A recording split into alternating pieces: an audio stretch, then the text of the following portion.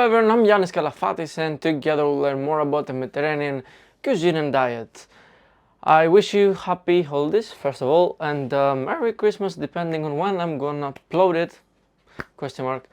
So today we've got a very simple recipe to prepare but it takes a long time to cook.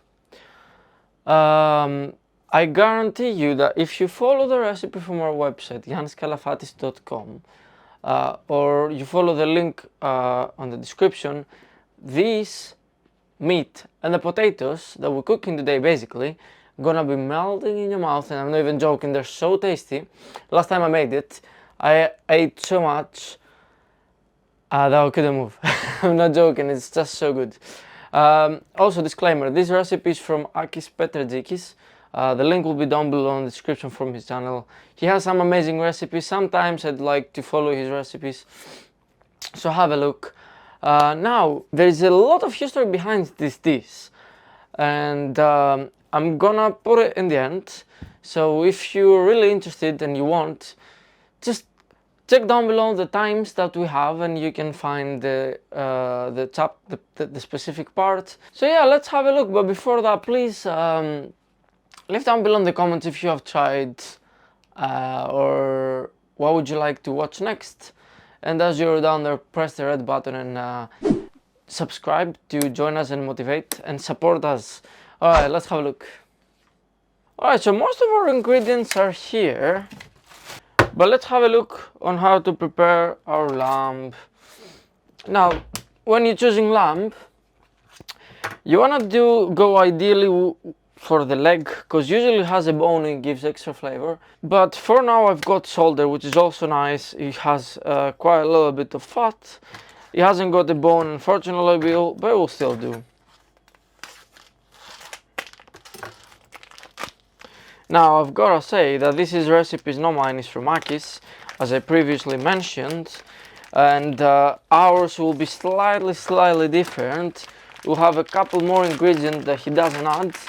Well, that obviously in my preference they make a small difference. You can follow either recipes, they will both work. So I like to cut it in small cubes. Oh, we have a bone actually.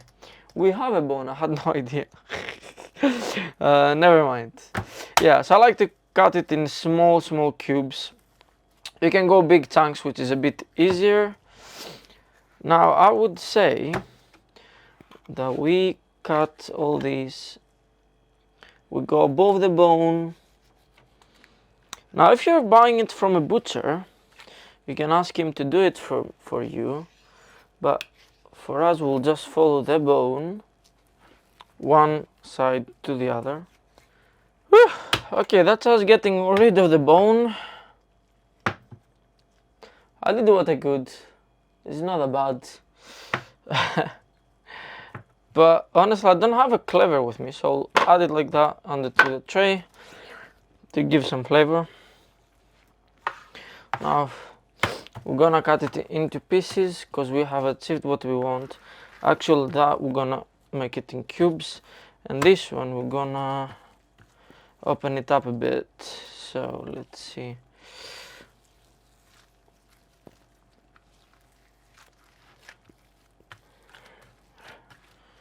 Like that. So that one, we don't want to keep it.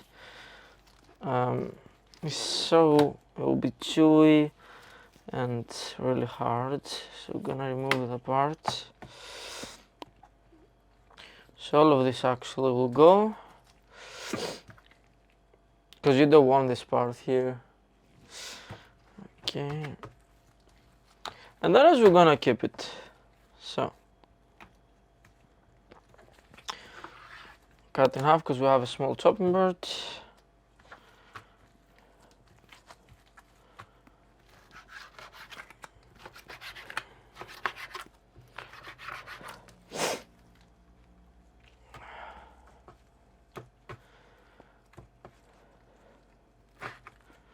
We're gonna go in big cubes like that. And that's what we want. Now it's better we keep our preparation in the big bowl, because we'll need later, and the bones separately because we don't need to marinate those. We're just gonna add them for the flavor. Make sure you have roasted potatoes, and then we're literally gonna cut them in quarters. If they're big, if they're smaller, half them.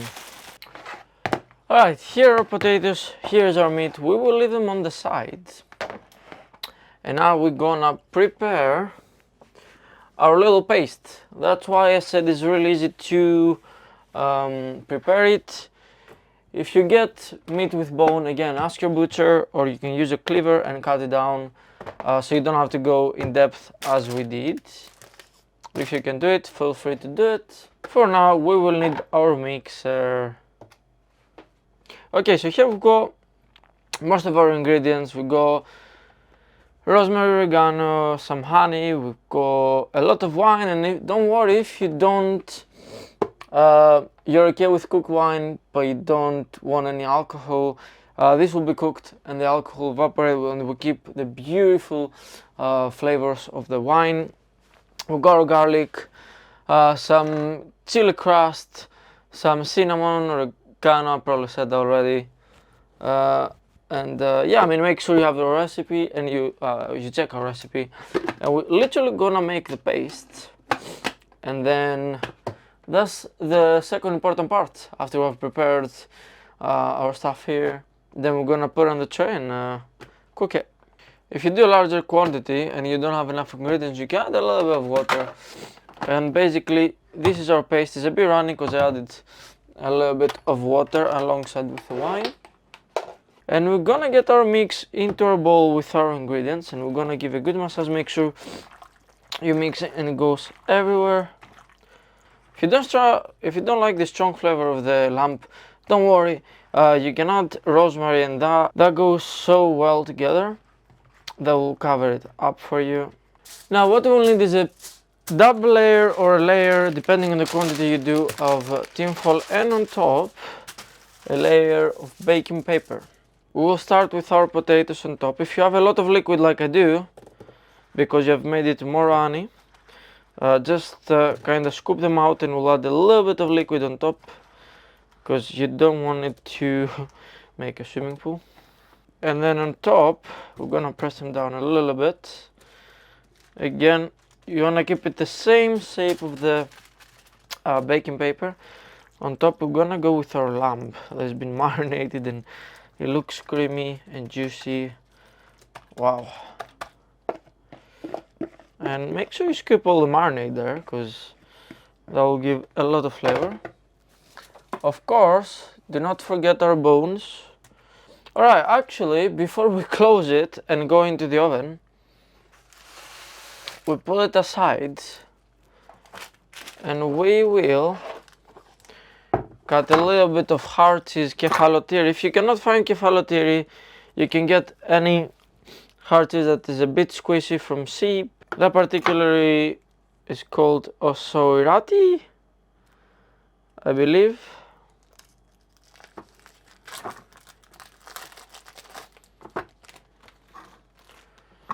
And then we're gonna just trim the edges and cut it into nice cubes. Ooh, smells very nice. Wow, it's very similar to the original Greek cheese I'm talking about. So it doesn't need to be diced, you know, just big pieces like that.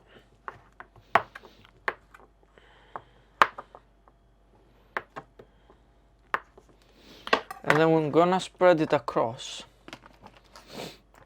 a little bit everywhere. And finally, our butter as well. Gonna go into strips like that.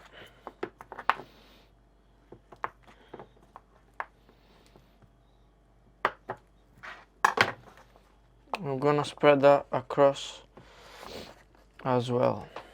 Now we can go ahead and close it.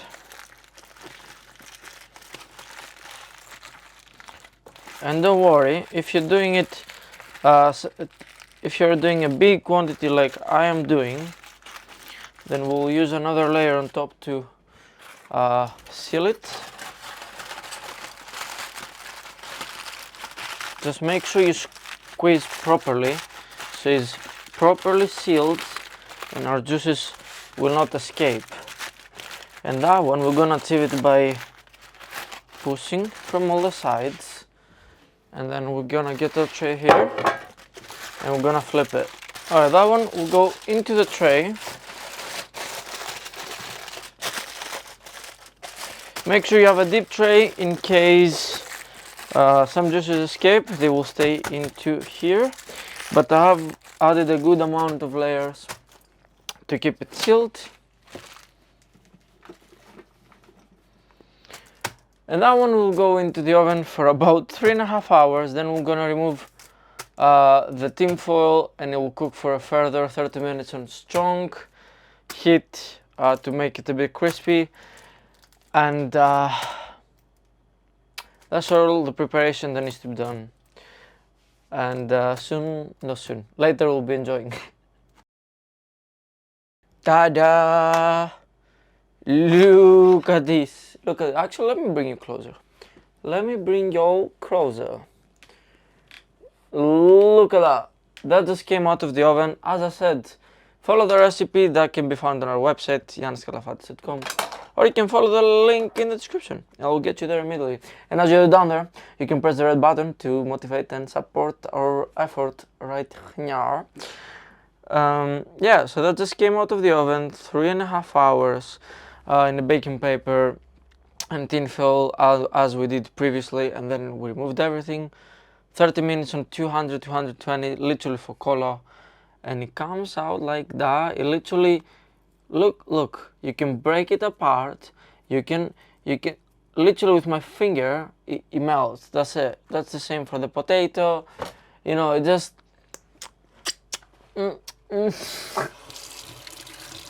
I wish I could share the smell of it with you, but I can't. Like, the aromas of the whole building, not just my little place here, the whole building, man, it's just insane. It's amazing. It's really simple. The only thing is what takes time is the cooking. Preparation time takes a little bit, but if you follow the secrets, as I said, the little tips for the boneless and etc., what we previously said, you'll be fine, right? And this is amazing. You can do it for like a dinner, like for celebrations. It's just such a cool thing. Just don't do it very often because it's fatty, and getting used to such delicacies is not good for you. I'm joking. Y'all do what you want to do. Thanks so much for watching. I love y'all, and yeah, have a good day. Bye. Oh, like the video. Now, the history behind this dish is very interesting. So, Kleftiko comes from the word kleftes. It was something that they were doing. And kleftes, there are two meanings. One meaning is thieves, but obviously it doesn't refer to the thieves of the modern day. It has to do with back when Greece was under the control of Turkey for a certain period of time. And the people that didn't comply and they didn't want to go along with them, they escaped onto the mountains and they were hiding from them and fighting back in their own respective ways with the alliances and stuff. So in order for them to cook and stay hidden, that's why they were named kleftes, thieves. They were not obviously, but they were for the Turkish army. So yeah, in order to stay hidden, they would cook under the ground or in any possible way so they're not shown to the enemy, because a lot of times they had to, attack and surprise without being seen and all that stuff. So yeah, specifically, they used to cook it under the ground in slow fire, and it will take long time because it's slow fire, so they will not get detected. And that's really it.